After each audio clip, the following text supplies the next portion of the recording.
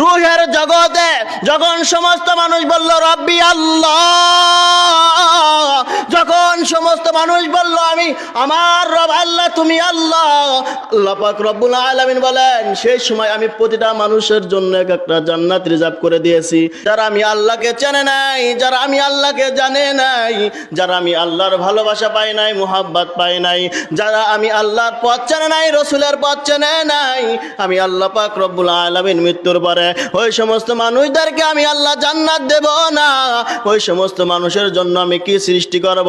আল্লাহ পাক রব্বুল আলামিন কোরআনের মধ্যে বলেন ওয়াসিকাল্লাযীনা কাফারু ইলা জাহান্নামা যুমারা হাত্তা ইযা জাউহা ফুতিহাত আবওয়াবুহা ওয়া ক্বালা লাহুম খাজানাতুহা আলাম ইয়াতিকুম রুসুলুম মিনকুম ইয়াতলুনা আলাইকুম আয়াতি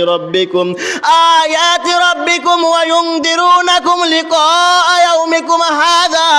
ওই সমস্ত জাহান্নামীদের জন্য আমি এমন একটা জাহান্নাম তৈরি করে দিয়েছি, ওই সমস্ত নাফরমান, ওই সমস্ত নালায়েকদেরকে আমি আল্লাহ পাক রব্বুল আলামিন কাল কিয়ামতের ময়দানে বিনা হিসেবে জাহান্নাম নিযুক্ত করে দেব।